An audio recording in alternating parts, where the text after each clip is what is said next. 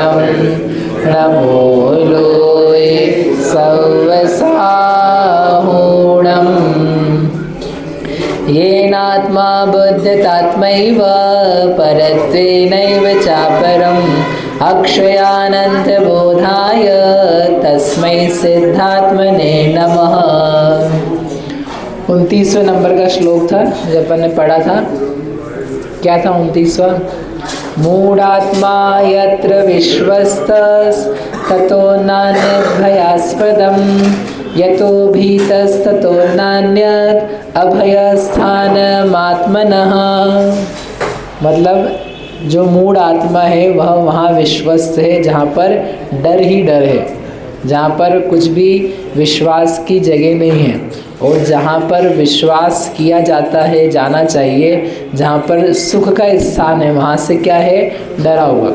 ये अपन समझ चुके, लेकिन पता नहीं इधर इतना अच्छा श्लोक है, आगे बढ़ने की इच्छा नहीं होती कि वो इतना कहना चाहते हैं कि ये जो स्थान है विश्वास का, एक बार सोचो तो सही कौन सा है। अपन जहाँ पर शांति बना के रह सकते हैं बिना किसी चिंता के, बिना किसी समस्या के, वो जगह कौन सी है? हर व्यक्ति अपने जीवन में स्थान खोजता है, कौन से नगर में जाके रहें, कौन से मोहल्ले में रहें, कौन से देश में रहें, कैसे लोगों की संगति में रहें, कैसे मित्र बनाएं जिससे क्या हो? टेंशन नहीं हो, दिक्कत नहीं आए, समस्या नहीं आए। तो सब ढूंढते हैं लेकिन फिर भी सही नहीं ढूंढ पाते। आप मकान बनाओगे, ढूंढोगे ना लोकेलिटी क्या है, आसपास क्या है, लोग कैसे हैं, डॉक्टर कितना दूर है वहाँ से, स्कूल कितना दूर है वहाँ से, कोई आड़े टेढ़े में काम आने वाले लोग हैं कि नहीं वहाँ पर, नहीं तो जंगल में जाके एकांत में बना लो। हर समय ढूंढा जाता है। लेकिन वो कह रहे हो जितनी चीज़ें ढूंढी आपने वो सब भी विश्वास के लायक नहीं है, क्योंकि सब में से धोखा है। लेकिन एक चीज़ है जहाँ पर कभी विश्वास का घात नहीं होता है, कोई विश्वास के घात का प्रसंग नहीं आता है। उस चीज़ का, उस स्थान का नाम है तुम्हारा स्वयं का आत्मा। ये जो अपनी आत्मा है, स्वयं अपन है, अपन खुद को ही कैसे ठगेंगे, खुद को ही कैसे नष्ट कर देंगे। और नाश तुम चाहो भी तुम्हारी कषायों से कि नाश कर दो, तो नेचर ही नहीं है, ख़त्म नहीं हो सकता। तुम अपने आप से कभी भिन्न नहीं हो सकते हो। अपने आप से अपन अलग कैसे हो जाएंगे? एक के दो टुकड़े कैसे हो जाएंगे? अपने आप को निकाल कैसे दोगे? वो जैसे दिखाते ना पिक्चरों में, एक आत्मा है और आत्मा में से एक भाव निकला और एक गुस्सा अलग निकला और ये अलग निकला, ऐसे अलग अलग निकाल के वो दिखाते हैं, पोर्ट्रे करते, पिक्चराइज करते हैं। वैसा एक्चुअल में होने का वाला है। तुम्हारी आत्मा में से कोई अस्तित्व या ज्ञान या कोई चीज़ें बिखर बिखर के खड़ी हो जाए, देखो हम अलग हो गए, भाग जाओ, ऐसा कुछ भी नहीं होने वाला है। चीज़ वस्तु जैसी बनी रहती बनी हुई है। तो जब ऐसे ही है तो धोखा होगा कैसे? चेतन आत्मा बदल करके अचेतन कैसे हो जाएगा? कालत्रय अपि एक स्वभाव है, अभव्य स्वभाव, कि कालत्रय अपि तीनों कालों में भी पर स्वरूप आकार अभवनात् पर रूप से, अन्य रूप से हो जाने का इसमें अभाव है। हम कभी भी बदल करके शरीर या कर्म या राग द्वेष या ये बाहर का सामान नहीं बन सकते हैं। इस प्रकार की शक्ति हर आत्मा में काम करती है, जगानी नहीं हो उसको, होती वैसी। और तुम्हें वैसे भी सुख चाहिए तो सुख का स्थान कौन सा है? जिसमें होगा उसमें से तो मिलेगा ना। जो चीज़ जिसमें होगी उसमें से ही तो मिल पाएगी। अगर आपको सोने की एक क्या बोलते हैं कंगन बनवाना है तो क्या करेंगे स्नेहिल जी? एक लोहे का पिंड ला करके जवेरी को दोगे और आप बोलना इसमें से एक सोने का क्या बना देना, आभूषण कंगन बना देना। तो हाँ बना दूंगा, क्यों? क्योंकि मैं तो जवेरी हूँ। बना देगा कि नहीं बना देगा?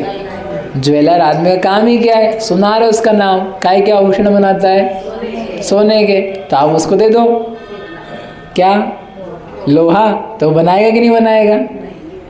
अरे वो मना करेगा क्या? क्यों मना कर देगा?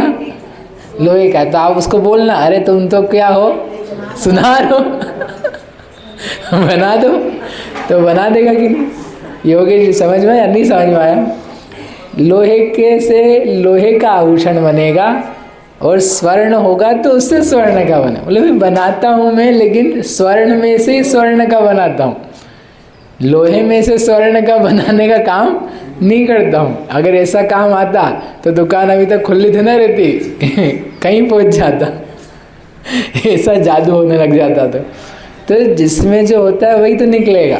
आत्मा में ज्ञान दर्शन चैतन्य अस्तित्व है, सुख आत्मा में ही तो उसमें से तो निकलेगा।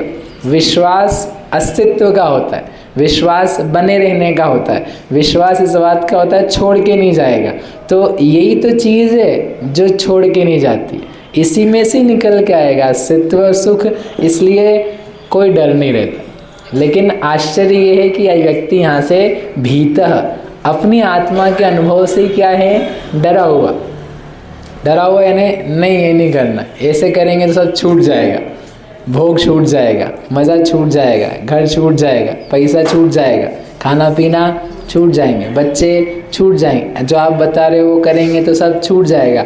छूट नहीं जाएगा, तुमको जहाँ पर विश्वास है वो तो भय का है, वो छूट नहीं है, नहीं छूटेगा क्या। जिस चीज़ से अपन भय खाए हुए कि आत्मा प्राप्त कर ली, यदि अपन भगवान बन गए गलती से आशीष जी, तो पता है बच्चे का क्या होगा, दर्श का और आशीष का क्या होगा, छूट जाएगा वो, कि उसको भी लेके भगवान बनोगे। मेरे 2 बच्चे हैं, दोनों को पहले इनकी सीट पक्की कराओ भगवान की, फिर तीसरी मेरी है। तो आप भगवान बन गए गलती से, तो वो 2 बच्चे तो नहीं गए, तो फिर क्या करना।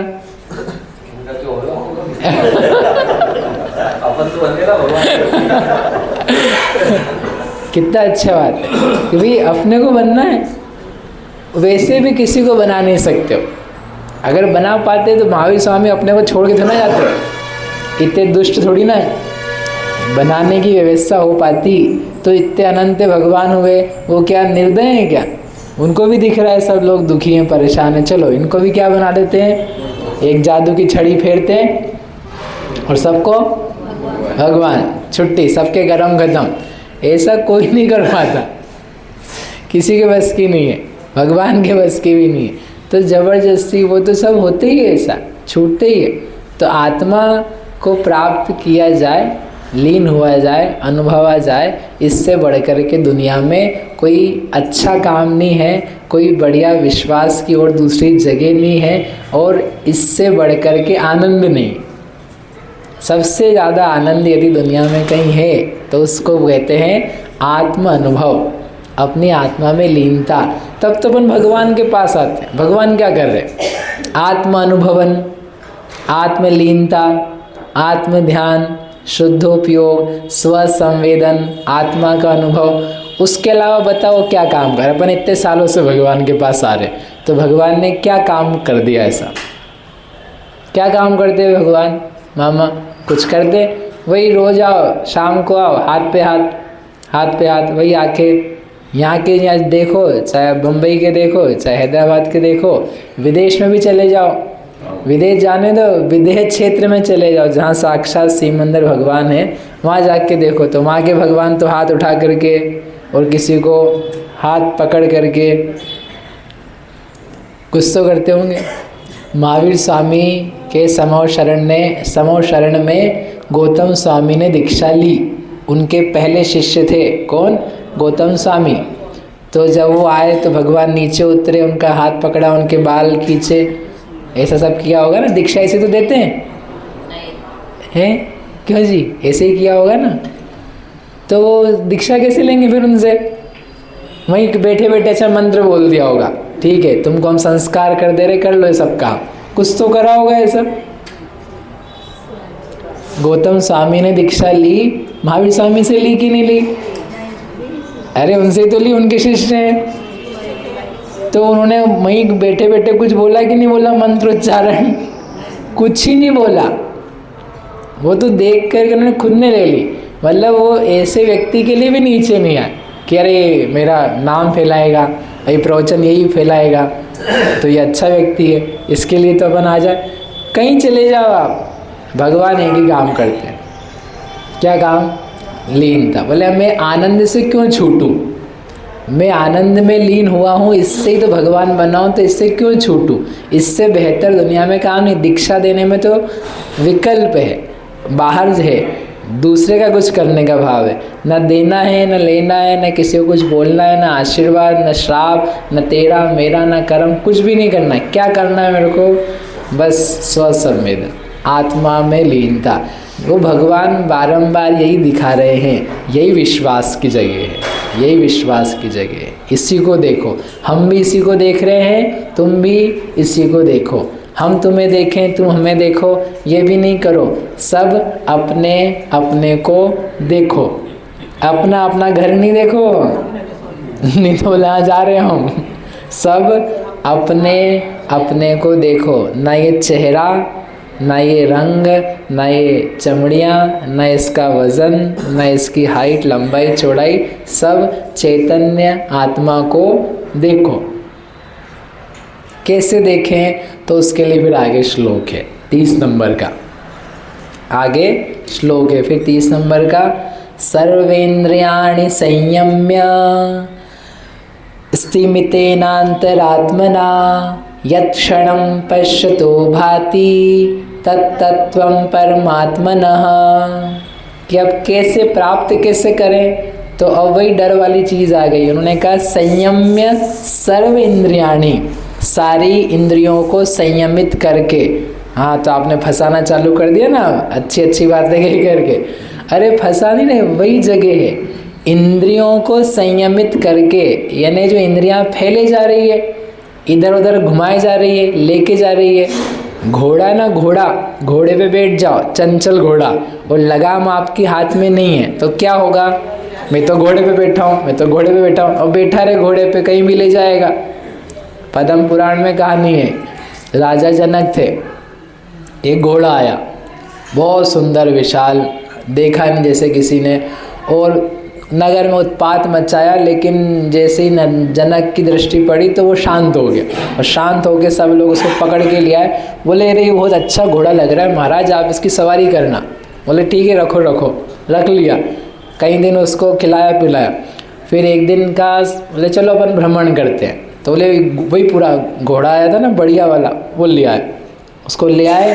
बोले महाराज आप इसकी सवारी करो, अभी तक किसी ने नहीं करी है, आप ही योग्य हो, अच्छी जगह अच्छी चीज़ के स्वामी राजा होता है, आप करो। बोले ठीक है। बैठ गए, वो बैठ करके चलने लगा, तेज चलने लगा। ऐसा तेज चला कि वो तो उड़ के ही ले गया उड़ गया, घोड़ा उड़ गया। लोग देखते रह गए, बोले रे हमारे महाराज कहाँ चले गए, हमारे महाराज कहाँ गए। मायावी था वो, क्या था, मायावी घोड़ा था। तो वो आई था उसका अपहरण करने के लिए, बैठ गया। अब करते रहो घोड़े पे सवारी। इतना अच्छा घोड़ा, इतना अच्छा नहीं है, वो कहीं ले जाएगा तुमको, पटक देगा। बहुत दूर कहीं विदेश क्षेत्र में ले गया, विदेश में ले गया, वो पटक दिया उनको, अपहरण हो गया।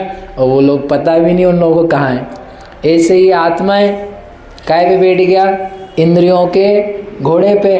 बोले मैं तो घोड़े पे बैठा हूँ, मैं तो भोग करता हूँ, मज़े करता हूँ, बैठा रहे। वो ऐसी जगह ले गई, ऐसी जगह ले गई तो शरीर भी नहीं बचा। जो संग में था ना, एक इंद्री बना दिया, 2 इंद्री बना दिया, गधा घोड़ा बना दिया, कुछ तो ही बना दिया। क्यों, बैठे थे मायावी घोड़े पे। इंद्रियां क्या है, मायावी है। इंद्रियों के विषय क्या है, भोग सामग्री क्या है, मायावी है। दिखाती कुछ है, होता तो कुछ और ही निकलता। तो बैठे, गड़बड़ नहीं आ रहा समझ में। इंद्री के विषय है ना, भोग, टीवी, मोबाइल, न्यूज़पेपर, खाना पीना, घूमना चखना फिरना, निरंतर वही करते रहना, रुपया पैसा तेरा मेरा। तो वो जो कुछ है वो सब क्या है, इंद्रियों के विषय, भोग सामग्री। उस पे बैठ जाओ, बैठ करके क्या होगा, क्या होगा, कहाँ उतरोगे हमें नहीं पता है कहाँ उतरोगे। इंद्रियों के भोग से अगली कौन सी गति होगी हमें नहीं पता है, और आत्मा में लीनता करके कौन सी गति होगी हमको पता है, पक्का पता है कि कालांतर में भगवत दशा होगी, और अगली भाव की पूछते हो तो देव दशा होगी। और फिर वहीं पे मनुष्य दशा होकर के निर्ग्रंथ दशा होगी, क्या होगी, भगवत दशा होगी, पक्की पता है। लेकिन जिस घोड़े पे आप बैठे हो वो कहाँ लेके जाएगा हमें नहीं है मालूम, क्योंकि कहीं भी जा सकता है, कहीं भी पहुंच सकता है, नो आइडिया। इसलिए क्या दिया हमने उपाय, संयम्य सर्व इंद्रियाणी, सर्व इंद्रियों को संयमित करके। अब संयमित करने का मतलब क्या है अपन कल देखेंगे। मतलब महावीर भगवान की जय।